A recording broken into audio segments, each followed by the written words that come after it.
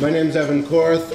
Welcome to the Computers and Societies lecture series. I'll try not to take too much time. I know we're running a little late and you're not here to see me.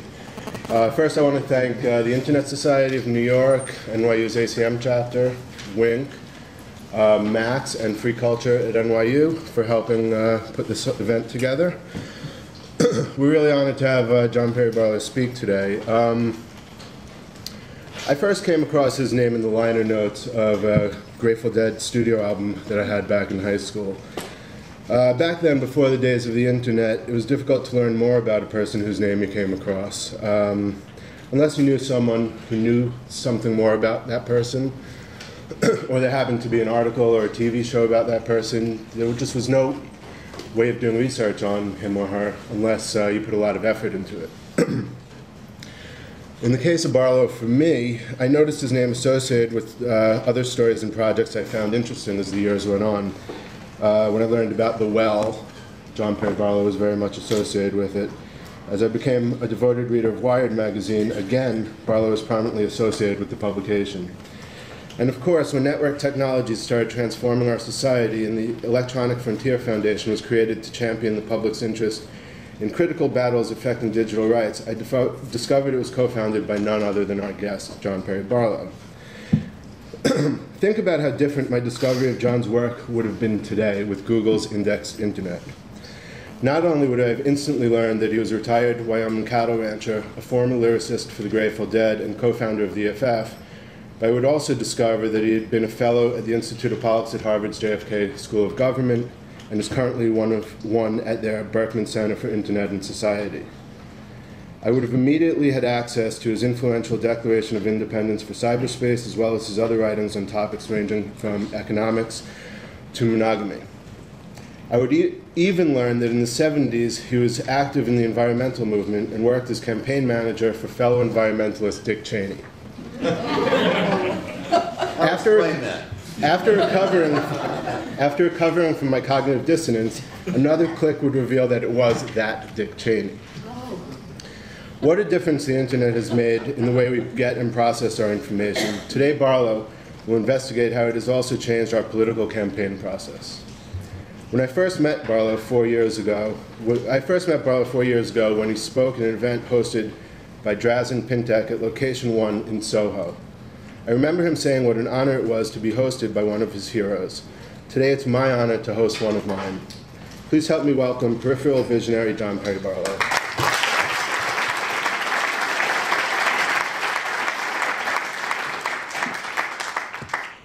Sorry I'm late. It's a jungle out there.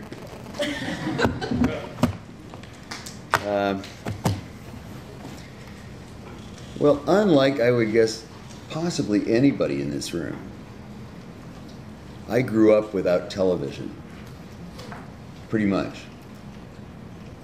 I grew up on a cattle ranch in Wyoming, which was, this used to be an important consideration, or it was thought to be. The nearest town, which was 14 miles away, prided itself on being further from a railroad than any other town in the United States. As if that was a distinction. And my exposure to television growing up was sporadic, but by virtue of its being sporadic, it was blazingly intense. My father was in the Wyoming State Senate for most of my formative years. And the Wyoming State Senate, being a sensible deliberative body, met every other year for 40 days, during which time my family and I would move into something called the Plains Hotel in Cheyenne, where they had a television in the lobby. And that was where I first started to encounter television. In fact, it was where I was when I saw the first debate between Richard Milhous Nixon and John Fitzgerald Kennedy.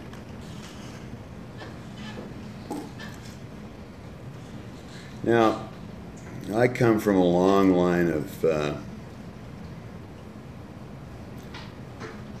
Wyoming Republicans. In fact, I, as you may have guessed from the introduction, have been one. And you know, there are various layers in politics. I mean, there's policy, and there's personality, and there's charisma, and there's, you know, effectiveness, and you know, and there also is a very important quality of politics that people have now forgotten. I mean, they quote Tip O'Neill about how all politics is local, but they've tended to forget this.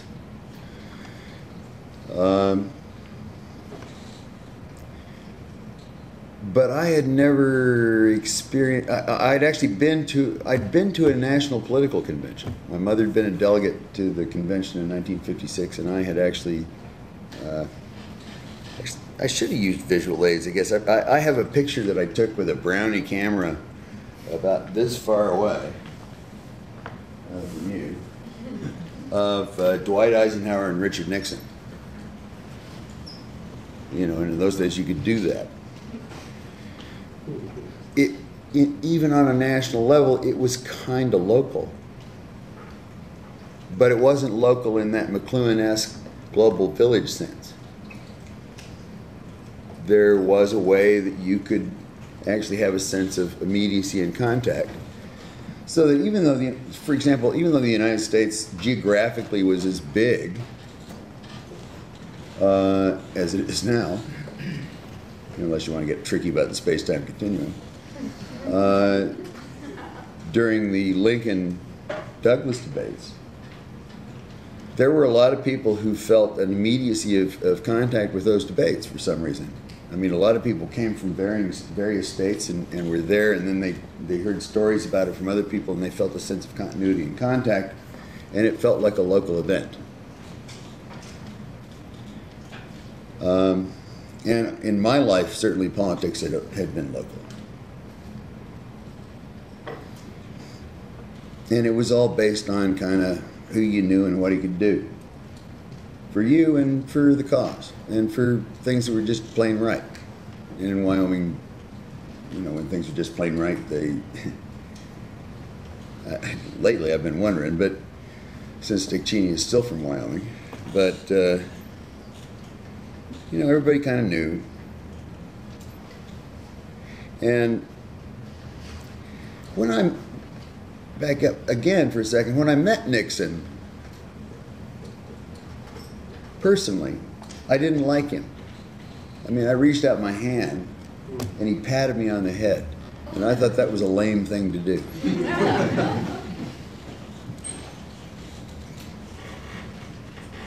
Politics is about that too.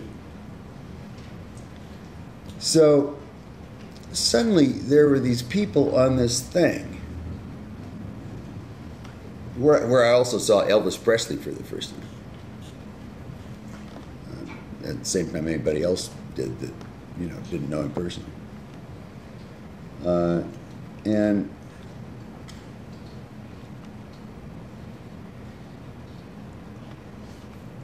they had this, I now recognize, surrealistic sense of being real to me. I mean, it's a hallucinatory sense, excuse me. Hallucinatory sense of being real to me. And it was borne out by the fact that Nixon still seemed like a fool on a heart-to-heart basis. And then this guy Kennedy just seemed like a cool guy. Now, I'm from Korth, Wyoming, and I'm not, you know, that's the kind of cool guy that I haven't encountered before. But nevertheless, he's got something. Now, my father hated the Kennedys. He thought they were opportunistic, glib, facile, privileged, spoiled.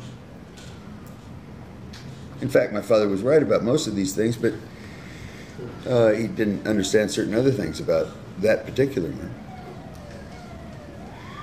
But I sat there and I watched that debate, And I thought, if I could vote, I'd vote for that guy. Because he makes me believe in something. And it's different from what I don't even know what it is exactly. I wasn't listening to the words as carefully as I was watching him. And I think that experience was played out all over America. And people for whom politics had been local up to that point found the McLuhan local and were able to get from the affect of these two people that one of them was lame and one of them was a cool guy.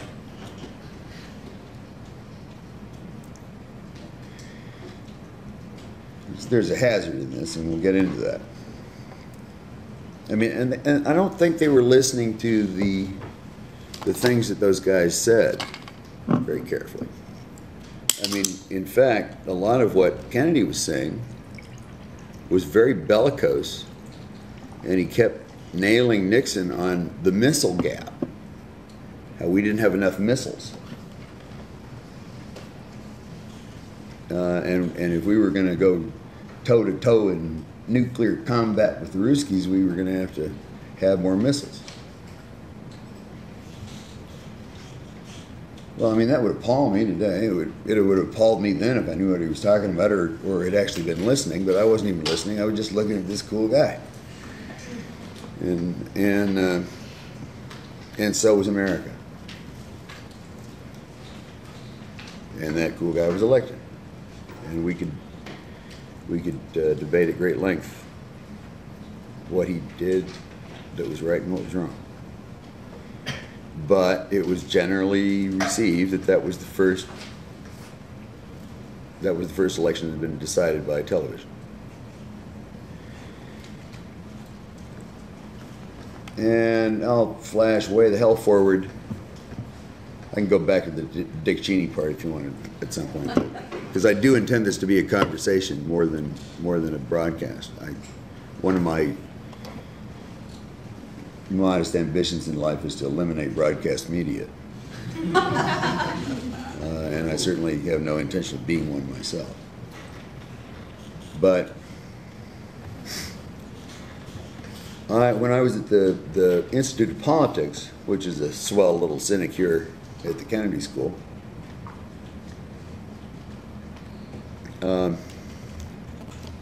in,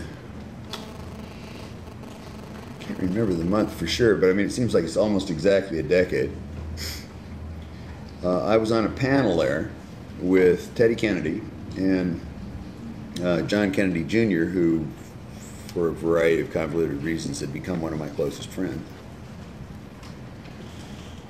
My father was probably spending 2,500 RPM in his grave, but...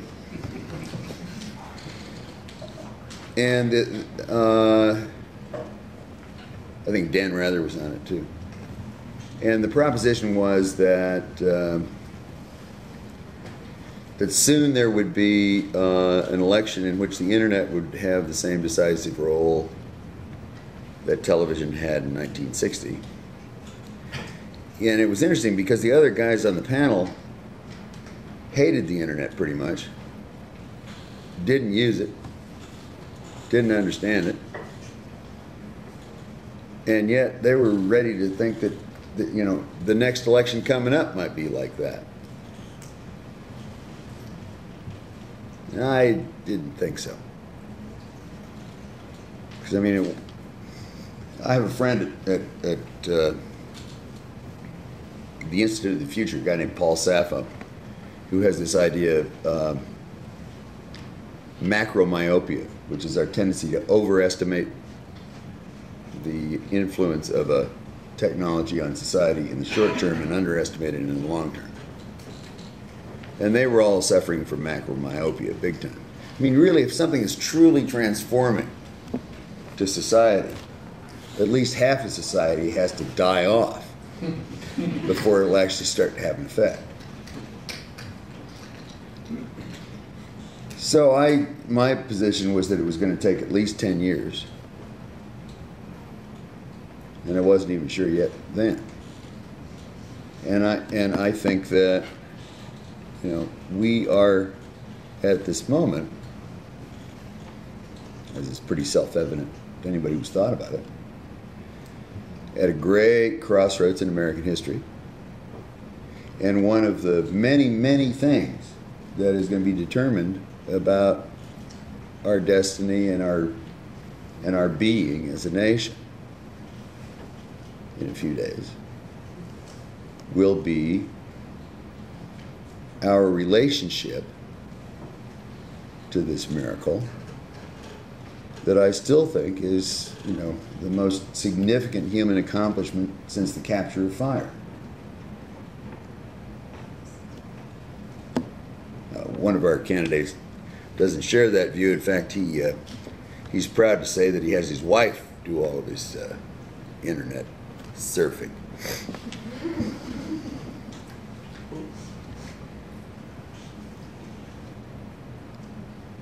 And if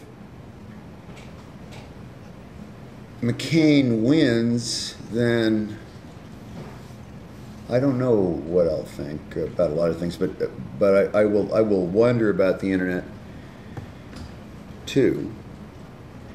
But I know that if there were a way to use the internet properly in politics on a national scale in order to make politics local and global at the same time, I cannot imagine somebody doing a better job of it than Barack Obama, who didn't make the same set of mistakes that John Dean made when some of the people in his campaign realized that, you know, the internet was a very powerful force for raising money and maybe possibly organizing. We didn't know quite how. And they created this kind of really interesting reverse donut where there was a big ring on the outside, and then there was an inner emptiness, and then there was another thing on the inside, a solid core. The donut didn't have a hole, it had a, you know, dough ball in the center, which was the traditional campaign. And they didn't communicate with each other, and that was the system that collapsed.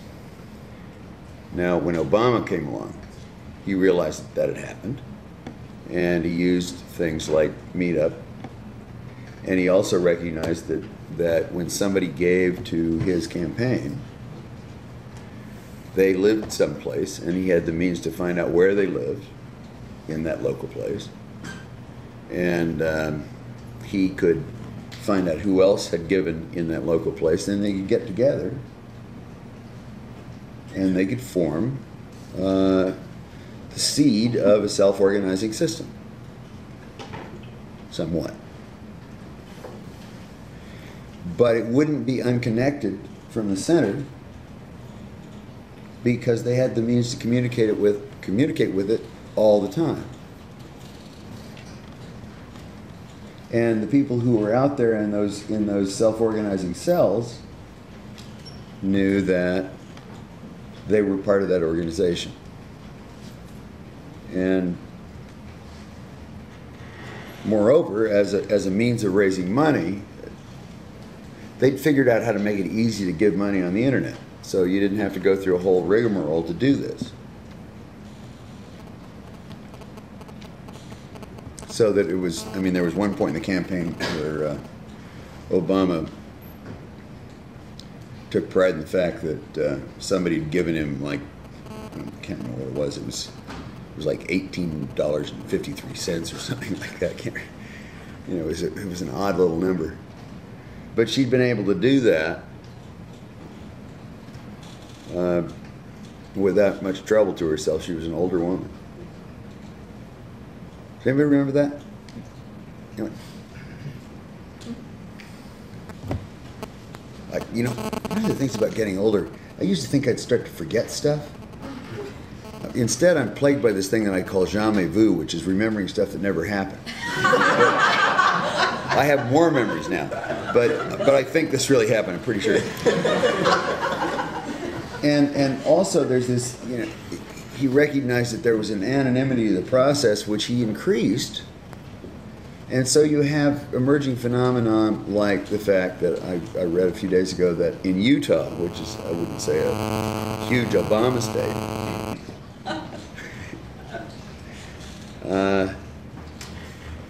Obama has been outstripping McCain in donations, dollar for dollar, 7-1 since the 1st of September.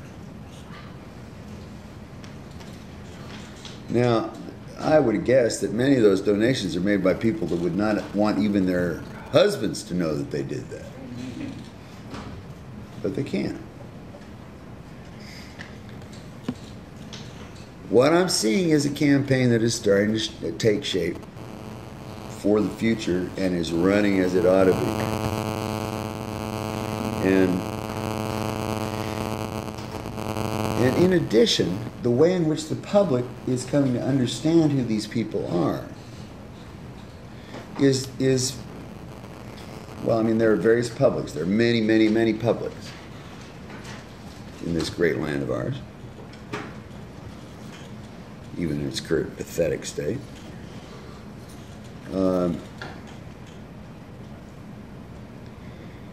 And there are a lot of people who now have the ability to get way beyond the affect. Not to say that they don't have the affect, and actually that's a big part of it, because, but they have a very different access to the affect. They have the affect in the outtake. They have the casual walking around affect.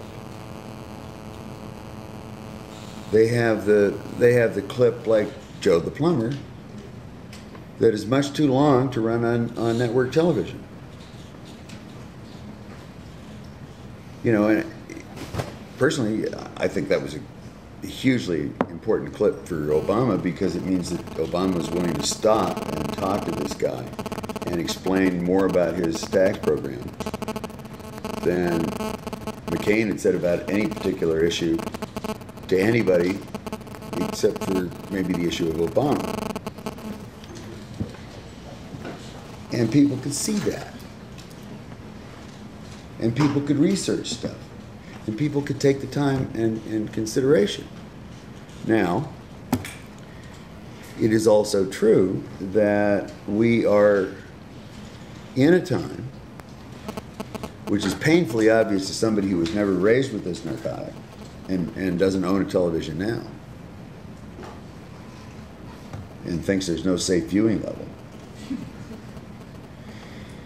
that television has just wreaked absolute devastation on the clarity of the American mind. And I'm not going to put that straw man up. I don't think I'm going to get anybody to disagree with me here. But there are still a lot of people who, even though they constitute a minority that is dwindling, they have a significant plurality because they are unified around a very narrow beam of reality. And in fact have been trained all their lives not even to notice the difference between experience and reality, experience and information.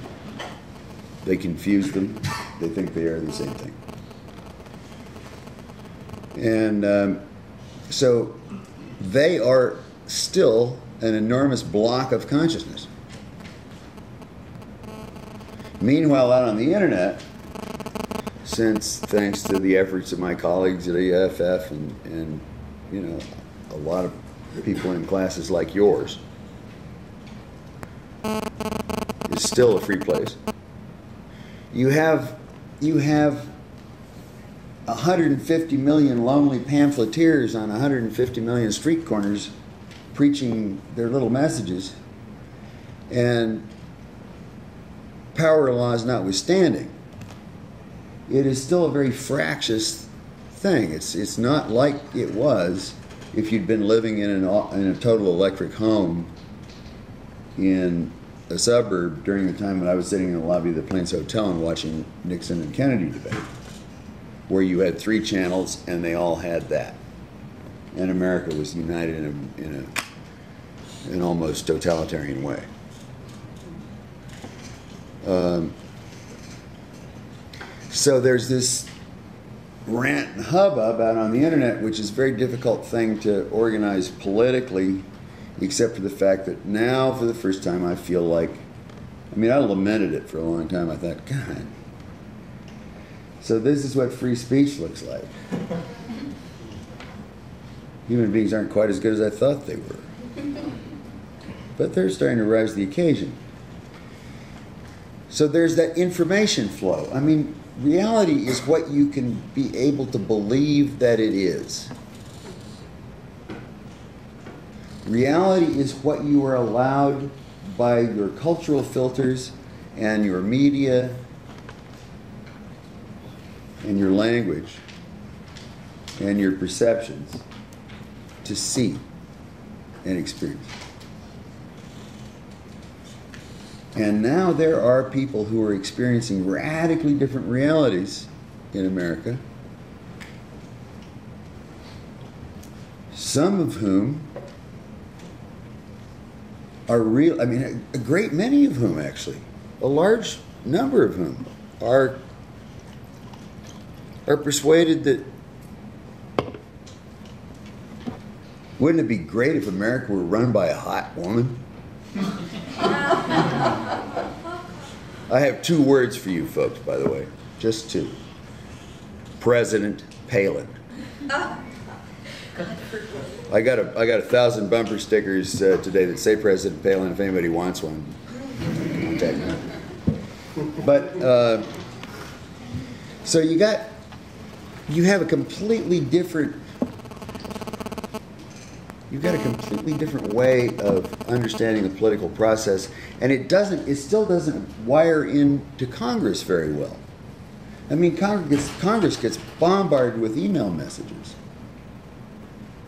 Well, what a congressman cares about, most of all, is where he gets the money for his next election. Well, he cares, and also he cares about other things, or he wouldn't be there. I mean, really, that's a very difficult job. People decry Congress, but I mean, people don't do that rather nasty job unless they, and dull a lot of the time, unless they really believe in it. But I mean, for a congressman, he doesn't know where that email is coming from. It could be robo email, and there's a lot of it, and so it still doesn't connect in, and also there has been a huge kind of natural and predictable immune response on the part of that legislative body to the idea of the internet. I mean, the Electronic Frontier Foundation for a while thought that the way that we would proceed would be to lobby Congress and get them to do the right things, and pass the right laws, and that would be very helpful since the rest of the world would probably use our legislation as a model and whatnot. And then we realized that they were not simply clueless, they were anti-clueful. They were dynamically anti-clueful. I mean, as late as, I guess it was, it must have been 97 or 8. Tom Daschle, who was then minority leader of the Senate, had a friend of his call me and asked for me to come in and talk to him about something, and I came in. And he said, Alvin Toffler tells me that if I want to understand this cyberspace thing, you are the guy to talk to. And I said, well, there'd be better candidates, but yeah, I'd be one. And he said, I want you to tell me everything you can think that would be relevant to me, because I really don't know a damn thing about it. Smart guy, too. And, and also an unusual senator in the fact that he had an attention span that was longer than an elevator ride. And listened carefully for a long time. And finally he said, what you're telling me is that we should do nothing.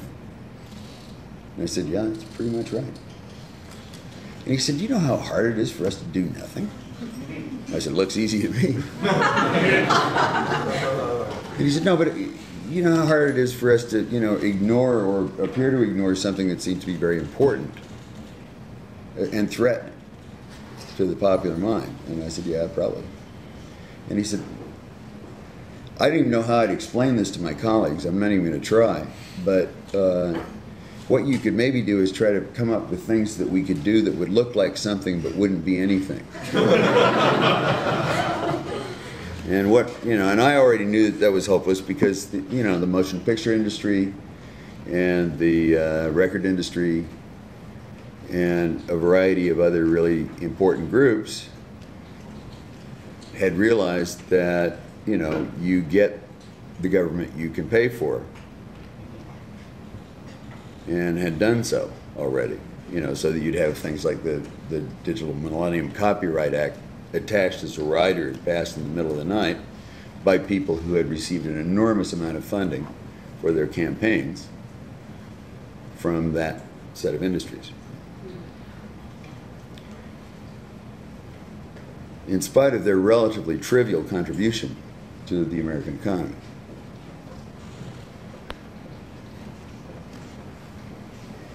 So we may be on the precipice of understanding how to win an election on a national scale using the internet. I don't actually think that we are very far along in figuring out how to govern using the internet, for reasons that are sort of associated with the story I just told you, but also that sense of real immediacy and connectedness. I mean, I'll bet that you are as glazed over by email as I am. I mean, I have megabytes flying over my head every week. I mean, of real stuff, even after 95% of the spam's been caught. And you know, congressmen are and senators are very busy. I mean, they have human attention is I mean, I wouldn't buy a modem. Well, you probably don't even know what a modem is, but I mean, I wouldn't buy a modem with the I/O of the human brain in text. I mean, it's a very narrow point there, and to try to read all that stuff is practically impossible, especially when you're thinking about other things, and you have to be.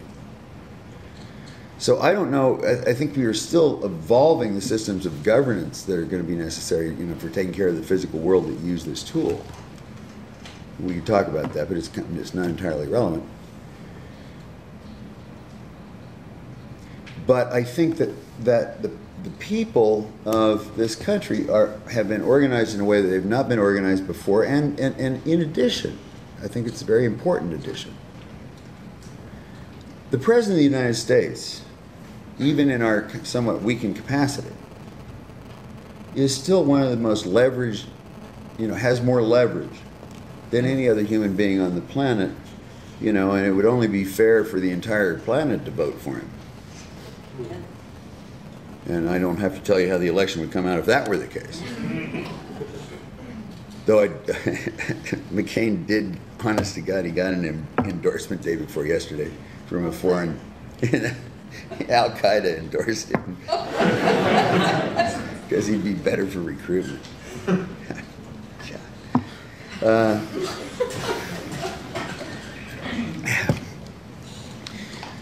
So I think there are a whole lot of questions that are opened up about the possible misuse of the internet in the way that the television has been misused too. And I don't even begin to know for sure what they are, except for the things that are probably obvious to all of you, like you know, the fact that it is a hugely successful rumor machine. And, you know, there are various people, even known people, you know, who brag about it, who have been starting rumors about, you know, Obama's Muslim past, how he's actually, you know, this is all part of a Islamofascistic plot, been underway for a long time, et cetera, et cetera. A lot of people see that, believe it, and on the internet, nobody knows you're a liar. I used to think, I mean, in my palmier, more optimistic days, that the truth would automatically self-correct in cyberspace, because, you know, if you said something that wasn't true, there would be a million people that would come along and tell you that that was wrong. And you know, and Wikipedia provides some evidence that that can be done. But, you know, Wikipedia is a community of folks that have an ethic. The internet is another matter. And there are a lot of very loud voices out there on the internet that are spreading some amazing crap, and it's not that easy to stop it, because it multiplies exponentially just like anything else.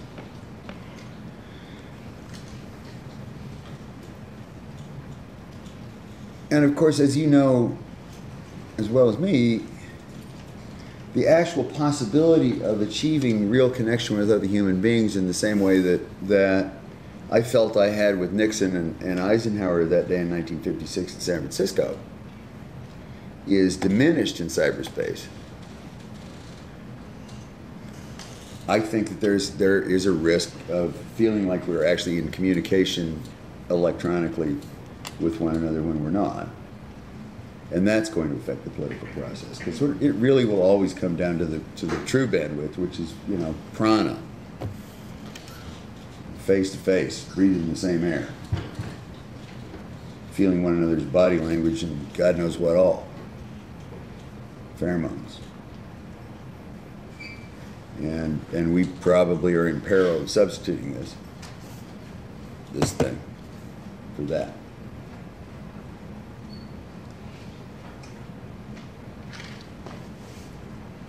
All right, so since I said I wasn't going to broadcast at you too long, and I know, I see, one of the things about being raised without television and not having it around is I really forget about the attention span of people. Yeah, I mean, we live in an era now where if you don't have attention deficit disorder, you're not paying close enough attention. I mean, you've been programmed. You're like. So, I mean, I've been going on this laconic Wyoming way. You're probably just like, your heads are just like, it's like watching 2001: A Space Odyssey. So, could we start a conversation now? Because that's what I really came for. Ted Stevens got convicted on all counts. What's that? Stevens got convicted on all counts. I just got. Yes. What a mean little bastard. Tubes. I have a question. Sure. Yeah, you might think it's nitpicking, but I read a thing in the press, I think it was just today, about campaign financing. And what they were doing was they were going to Obama's website and showing that you could make a donation under any name or address that you fancied, and there was no address verification on the credit card. They'd done the same, they'd done several credit cards and so on. And you know, you were saying that people would put money in Utah and people wouldn't want to know about it. So what do you think about it? I'm really glad you brought that up, because that's one of the things that scares me about it. I know that that's being done, hugely. I mean, there are private individuals on both sides. If you go to McCain's site, your credit card won't go through without address verification. This is what they showed in the article. Yeah, but the way in which but you can do, I don't have to tell you how easy it is to have a variety of credit cards with slightly different identification. You know, I mean, this is not that hard to do. I mean, I grant you that it is true that the McCain site has been more scrupulous about this, but. Then the further thing of privacy. What if everybody in the world can see who you've been giving money to and so on, that people that it would, you know, have a restricting effect? Well, you know, how many people here are familiar with the Electronic Frontier Foundation? Well, I recommend us. I mean, look us up, BFF.org. I mean, we've been fighting for privacy in the electronic domain for 18 years. I don't personally think that privacy is all that good a thing. I think there's something sort of pathological about a desire for privacy. I mean, I think it's related to a sense of shame. But that's just me. I was brought up in a small town in Wyoming where nobody had any. I mean, like the framers of the Constitution, who saw fit not to even include it as a right. I mean, it was a foreign concept to them. I mean, what the hell would privacy be living in, you know, in the conditions they did? Everybody knew everything about everybody. You know, everybody's famous in a small town. But you know, and the thing is that you have as in a small town, you have this mutually assured destructive capacity.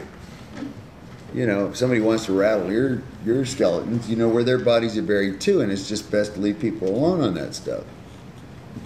And in addition, well, there is that amnesty that is involved by looking somebody else in the eye and knowing them really, and unfortunately now we are in conditions where you can, you know, you can roll up the digital slime trail that anybody leaves in a contemporary society just by being, and come up with a simulacrum of that person that, you know, can practically dance, but you will never be able to look in the eye of and have no sense of human warmth toward, and can do anything to, because it is an information thing. It is the ultimate sort of buy. And so I worry about that, even though I still have no privacy whatsoever. I mean, if you look up my name in Google, you'll get all my home addresses and pictures of my children and the number that rings in my pocket. And I leave my doors unlocked. Yeah. So your talk was mostly addressing national politics and the presidential campaign. How do you think, or I'd like to have a discussion around how internet organizing changes local political elections, which is in many ways a different question. Like, Very different. Obama's been able to create a sense of human interaction in many ways using television. Like his speech in 2004 was a nationally televised event. Right. But it's obviously very different organizing challenges on a local level. I would just like to have a discussion around that. Well, what do you think? I mean, what do you think?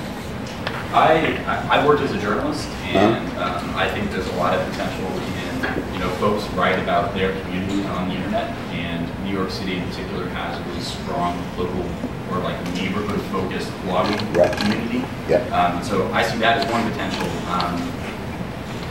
place to start. It's like you go to the people that already do the work of talking about their communities, but still, even then, you end up falling back on a little bit of a broadcast situation, because there are definitely people who write to a much larger audience that have a great deal more power than other folks. Even if you write about your community and write a lot, you can be ignored. I don't know, it's definitely harder to catch on to the unifying themes around local politics, and that creates a different organizing challenge. I think you're absolutely right. I mean, I think this is a really important question. And when Andrew Roche was running, you'll be hearing from him in a few weeks. One of the suggestions I made to him, I think he thought it was sort of a cockamamie idea, but I was thinking about how well machine politics works. And it really kind of does. You know, what most people really care about a lot of the time is the fact that there's a big gaping pothole out in front of their house.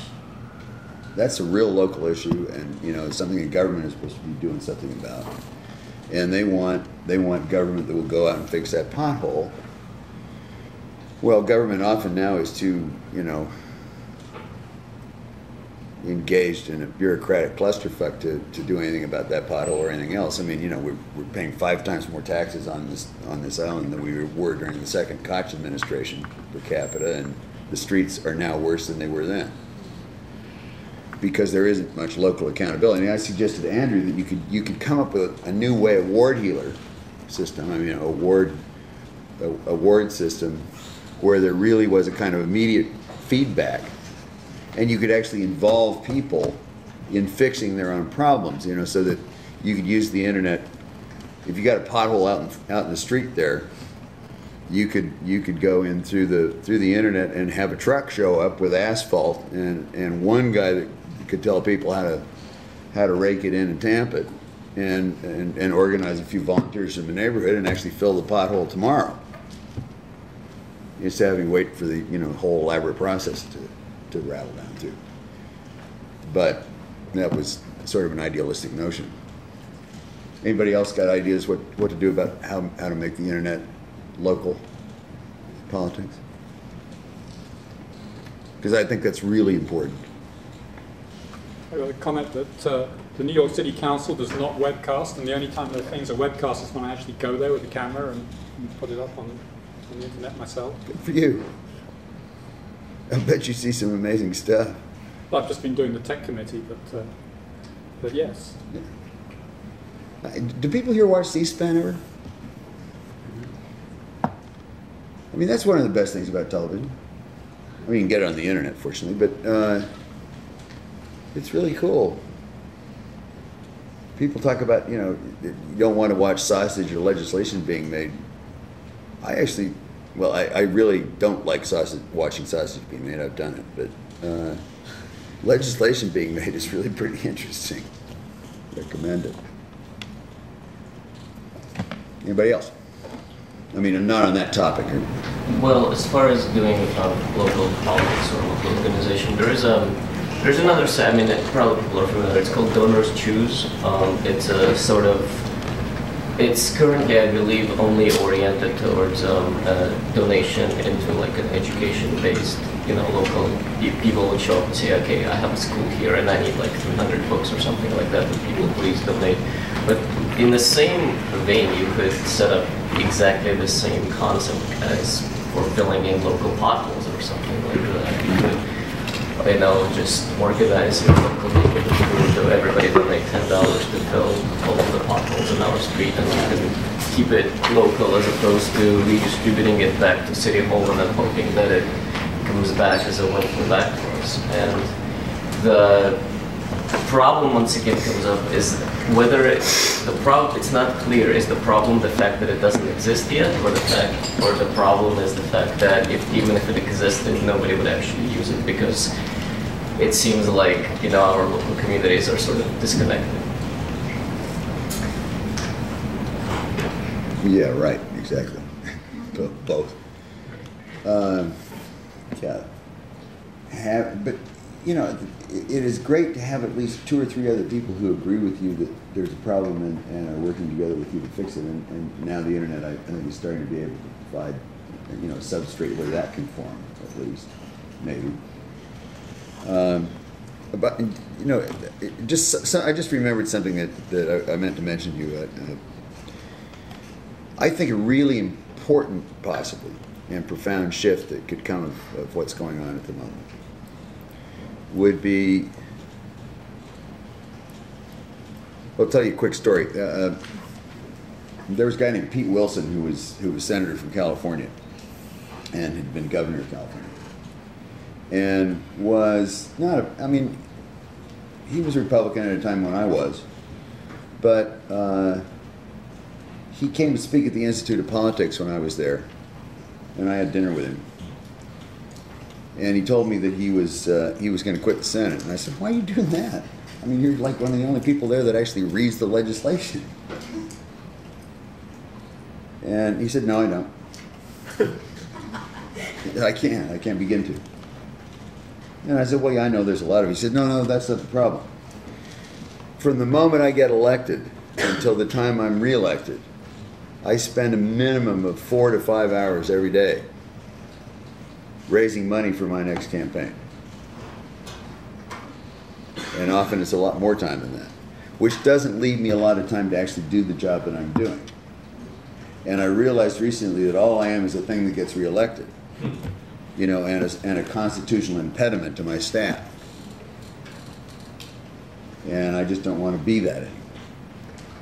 Now, I would bet that Barack Obama during this campaign has spent a hell of a lot less time raising money himself personally than John McCain, because the internet was doing it for him. And I think that will be true after he's elected, if he is. And that could be true in a lot of cases. Go someplace else. Oh, didn't you have your hand up a little while ago? Oh, okay, there. About this raising money, would it, by the next campaign, be the same for Republican as well? Maybe at this stage McCain is lagging in terms of internet fundraising, but 4 years from now, it'd be the same for both candidates? Well, that's fair. I mean, you know, cool, if that's the case. You know, and I expect that the Republicans are going to be doing a hell of a lot better in the next election than they might do in this one, because they will have given Barack Obama the most insurmountable set of problems that anybody has ever had to deal with. I mean, you talk about somebody who has been given a failure package. What the hell is he going to do? Even if he weren't black, which is going to be a liability. It really is. And anybody who doesn't think that that's a problem is not living in America for very long. I mean, I know, I have, among my more dubious acquaintances, a guy named James Baker, who was actually a really good guy, believe it or not. Was Secretary of State and Secretary of the Treasury. A neighbor on he used to, when I was still in the cattle business, he owned the ranch right nearby. And I was talking to him recently, he's voting for Obama. This is the guy that was the lawyer for Bush during the judicial coup that made him president in the first place, an act for which he is sorely repentant. He thinks that's the dumbest thing he ever did. But he's still a Republican. So he's not just voting for Obama because he thinks Obama would be the best guy. But he knows that if Obama wins, then Obama is going to take blame for all the crap that W did in the final analysis, because he won't be able to fix it. So, yeah, there are a lot of Republicans going to do that. I think the only way to have a fair election ever is, I mean, I don't think it's sufficient, but I think it's necessary, is for there to be no such thing as paid advertising by either side, by anyone. I mean, it shouldn't be a question of who has the most money, whether by birth or by virtue of having the best PR team out there.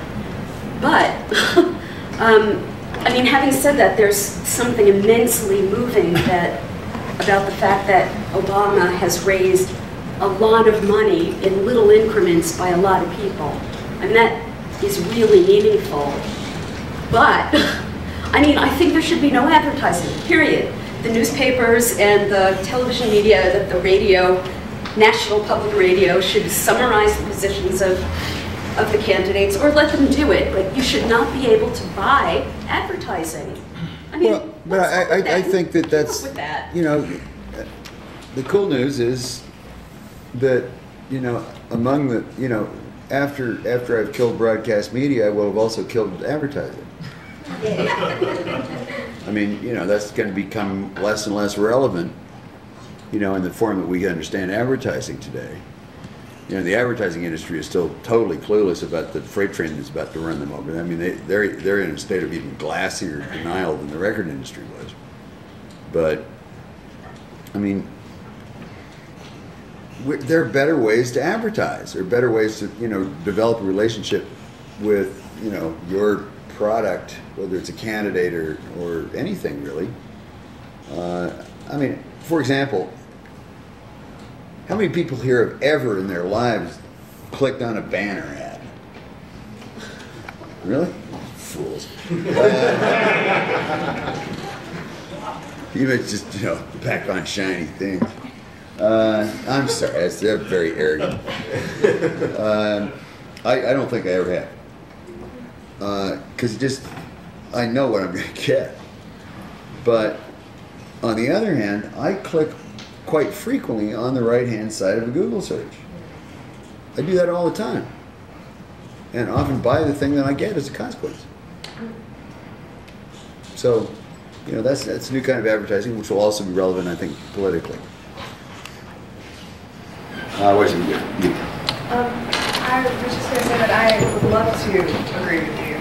And I think that YouTube actually has been one of the most efficient ways of campaign advertising that is not funded. However, I think that the way in which advertising is done is a very good illustration of the management abilities of each candidate. So I don't necessarily think that that can necessarily be a bad thing, because it is proven that McCain's negative advertising has, or intense negative advertising has harmed his campaign, and Obama will carry out everything that he's been discussing in his campaign, even with his advertising and even with this huge surplus of budget. And also with... The big jury's still out on that, by the way. Well, hopefully. But I also think that the internet has played an amazing role in this campaign, because even though it is on such a global level, I personally have felt so much more involved in this election because I've been getting so much information so frequently, and I know that my roommates are getting the same Barack Obama emails and the same Keating economics videos, and I go over to my friends' houses to watch the debates on the computer while they're live streaming. It's just amazing that all this information is out there at our fingertips. And I know that we're in New York City, which is a country in and of itself, but Island off the coast of America. Yeah. It's still, we're making some progress. Yeah, I just watched this debate, this last debate, on the internet. First time I'd ever done that. And I found that there were subtle ways in which McLuhan was right about that. You know, you're still looking at a thing on a screen, but because that thing is coming through this box, I could do stuff with the image in real time. You know, like honing in on the pulsating veins on McCain's forehead real close, you know, and evaluating in my own intuitive way how close he was to popping a valve, you know, so that we would have President Palin if he got elected, and stuff like that. I mean, I could do stuff with that signal that was quite different. So watching the debate on the internet wasn't the same as watching it on TV. Over here. Yeah, you mentioned that the internet's like the last real free speech kind of thing, and you know, you don't own a television, it's become kind of just, you know, there's only so many channels and this and that, and obviously there's an unlimited amount on the internet. But what fear do you, or what do you feel about, I know a lot of people making a lot of money in PR who like, you know, will just hits and hits and hits. So then when you go to that Google search, this is what comes up. Maybe in future elections or whatnot, you know, all the candidates will just be spending money making sure that searches lead to this, searches lead to that. And it seems like that the filter, you know, there's still a way for them to focus it, just like a television, you know what I mean? Click fraud. Life is an arms race. You know, I mean, from the paramecium, I mean, from blue-green algae on up. I mean, there is competition which asserts itself in the possibility space as best it can, and armed with technology, human beings have a better capacity to come up with ways to game the system and gain an advantage than any other creature on the planet. And so I have no doubt that there will be lots of that, but there's always, you know, there's always one technology and then there's another technology to counter it, and, you know, that's how it goes. I mean, the reason we called it the Electronic Frontier Foundation was because we knew it would always be a frontier, that it would never be settled, because there would be constantly new things to deal with, social questions to be asked exactly like the one you just mentioned. I guess because, you know, on television there's cable access for anybody who wants to make a show. Yeah. But at some point it's irrelevant. Powerful force. But exactly, it becomes irrelevant because everyone is tuning into these other stations. And if everyone's tuning into what people want them to tune into, and by these mega clicks, and if people are using these search engines like Google or Yahoo, and that's where it leads to them, you know, I don't... you know, whether or not search engines need to have an ethics clause, or, you know, I don't know. Oh, hell, Google's got an ethics clause. Don't be evil. Stop saying it. No, I gotta say, any company that says don't be evil is just like doomed to be evil.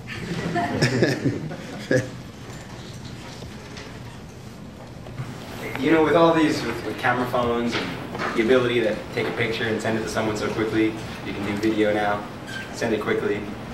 I feel like, at least in this country, which is different than other places like Britain, where you have parliament and they yell at each other and go crazy. You know, here you watch C-SPAN, like you mentioned before, but C-SPAN can be really boring because the politicians are so afraid here to let their guard down in many ways because they know they're being watched all the time.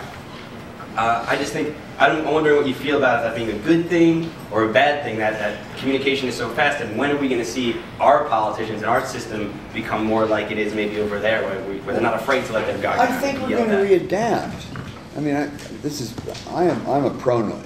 I mean, this is a pathological condition, you know, where you think the universe is a conspiracy on your behalf, but so I can't tell you for sure that this is going to be the case, but I really feel like that one of the things about being like completely transparent and visible is that gradually you become at home with being yourself and natural with it. It's when you've had the experience of being able to hide that you're awkward about letting yourself be visible, and I think eventually people are going to... Are we reaching a cut point here? We are. Okay. What time is this spiel? Like now. Like now? Oh, I'm sorry. I didn't mean to hold you guys. You probably have classes to go to. But I mean, we are reaching a point where, you know, people will get used to it, I think, again, and you know, and will realize that there's a great virtue in just being who you are. Thank you all for coming. I'm sorry.